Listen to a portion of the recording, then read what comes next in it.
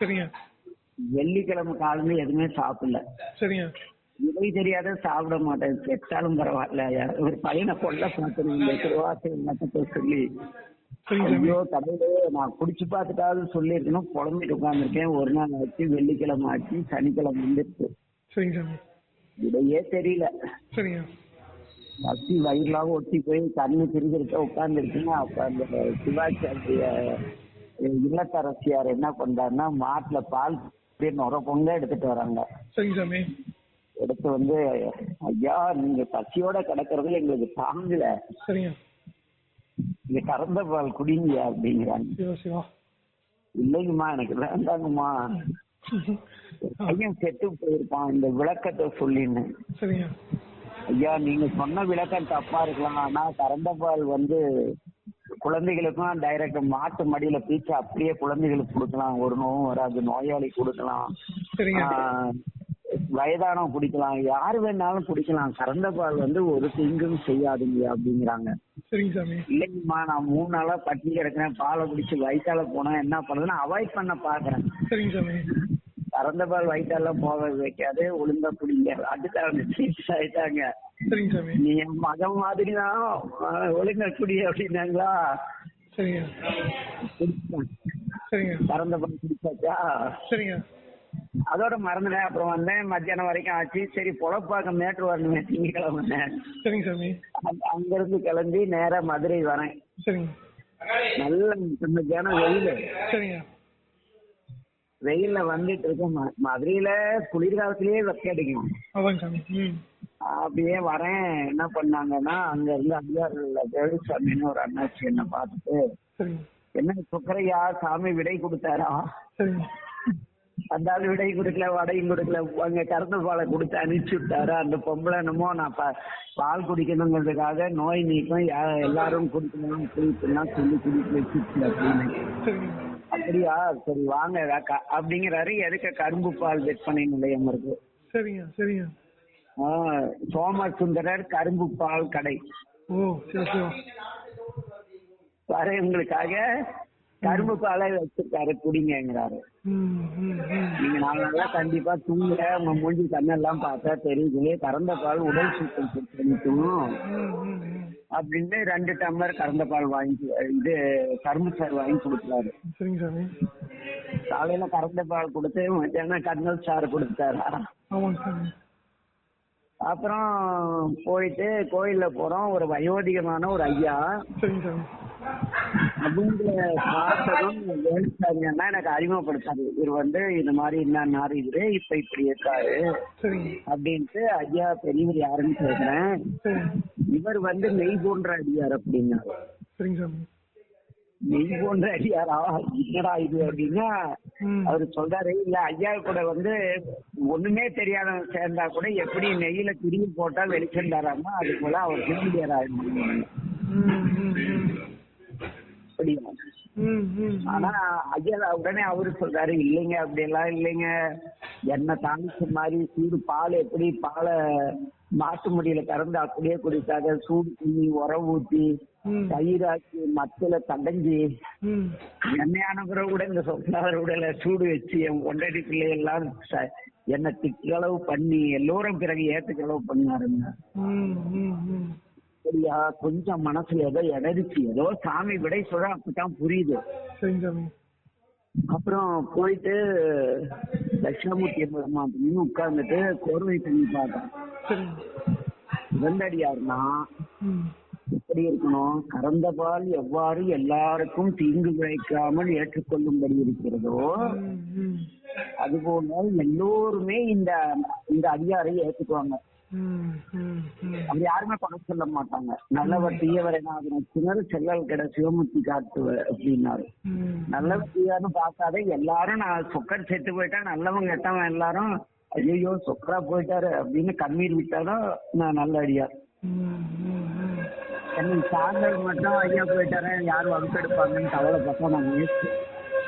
அப்ப இங்க என்னன்னா, கறந்த பால் எவ்வாறாலும் ஏற்றுக்கொள்ளக்கூடிய தன்மையுடையதாக அடியாருக்கு வந்து அடியாருக்குரிய முதல் தன்மை. கறந்த பால் நோயாளிகளுக்கும் பயனளிப்பது போல ம்.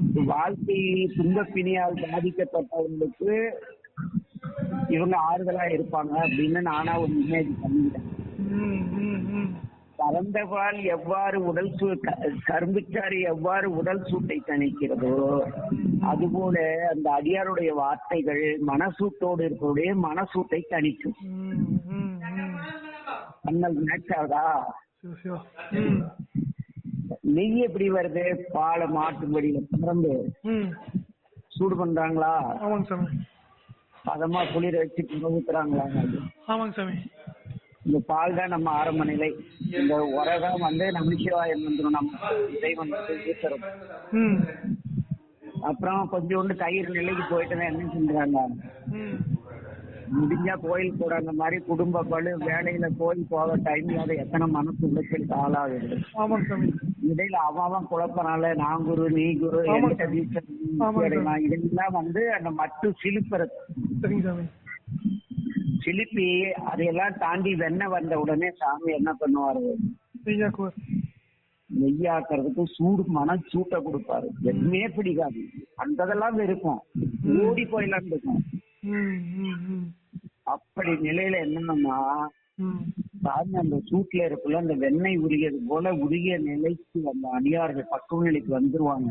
ம். நெய்யுக்கு பிறகு வேற எந்த மாற்றமும் பால்ல வராது இல்ல. சிவா, சிவா. அதுக்கு பிறகு அந்த அடியார்களுடைய குணாதிசயம் கிடவே கிடக்கும்.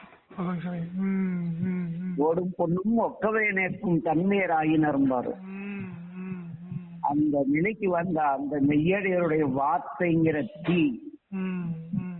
அந்த ஒண்ணுமே தெரியாத அந்த திருநீல சாதாரணமா இருக்கிற உயிர்களை கூட சிவஞானத்தை தந்து வாழ வைக்கும். ம், ம், ம்.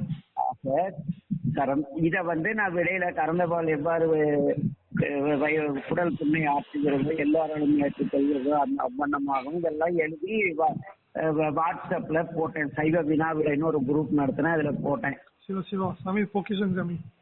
அதுல வந்து சிதம்பர தீட்சைகள் எல்லாரும் அந்த குழுல இருக்காங்க. சிவா, சிவா. அதுல ரத்தரே சொல்வாருன்னு ஒரு அப்பா எனக்கு இருக்காரு. சரிங்க சாமி. அங்க சர்வேசன் எனக்கு ஒரு சகோதரன் இருக்காரு. சரிங்க சாமி.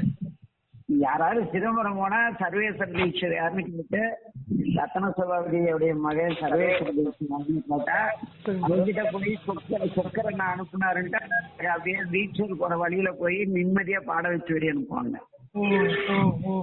ஆமா, அதான் ஐயோ என்ன கருணை. அப்புறம் அப்பா அங்க இருந்து போன் பண்றாரு, ஆமா சொக்கு கொஞ்சமாவது அறிவு இருக்கான்னாரு. சரிங்க சாமி. நான் விடை சொல்ல பெருசா சொல்லியிருக்கேன். கறந்த பால் மிக தூய்மையானது. அதுபோல மனம் மொழி சொல் செயல்களால் அடியார்கள் தூய்மையானவர்களாக இருப்பார்கள். அதை இல்லைன்னாரு. சொன்னவர் யாரு? ரத்தன சபாபதி அவர் பேரு. கீதை என்ன சொல்லுது? என் பெயரை தாங்கியதன் மூலம் வந்து உன்னை தெளிவுபடுத்த வேண்டும். விடை தொடங்கிச்சு திருவாச ஊர்ல, முடிஞ்சது சிதம்பரத்துல. அடுத்த வகுப்பு புதன்கிழமை சாயங்காலம் 5:30 மணிக்கு வகுப்பு போனேன். பசங்க சிலர் தான் வந்திருந்தாங்க. சொன்னேன், கறந்த பால் எவ்வாறு எல்லாராலும் ஏற்றுக்கொள்ளக்கூடியதாகவும் மிக தூய்மையானதாகவும் பிறகு உடல் நோய் உண்டாக்காதவதாகவும் இருக்கிறதோ அதுபோல அடியார்கள் சிறந்த அடியார் கூட சேர்ந்தவங்க மனமொழி மெய்களாக தூய்மையானவர்களாகவும் பிறருக்கு பயன்படக்கூடியவர்களாகவும் இருப்பார்கள். எல்லோருக்கும் பயன்படக்கூடியவர்களாக இருப்பார்கள். கறந்த பால் கண்ணல் கரும்புச்சால் எவ்வாறு உடல் சூட்டை தணிக்கிறதோ அது போல அந்த அடியார் சொல்லக்கூடிய வார்த்தைகள் நம் மனசூட்டை மனக்குழப்பங்களை நீக்கும். அந்த அடியார்கள் வாழ்வியலாக வேறு இடர்பாடுகளை சந்தித்து பக்குவப்பட்டு நெய்தோன்ற நிலையில் இருப்பார்கள். அவர்கள் சொன்னா அவர் வந்து அரவிந்த் ராஜ் அவருக்காக இந்த கதை. இப்ப அரவிந்த் ராஜுக்கு சிவஞானம் உண்டாயிடுச்சு, அவங்க அம்மாவுக்கும் உண்டாயிடும் அப்படின்னா உண்டாயிடும், அவ்வளவுதான். ஏன்னா அந்த நெய்யுக்கு எரியும் தன்மை இருக்கு, திரிக்கு புரிந்து எரியும் தன்மை இருந்தாலும் தானா எரியாது.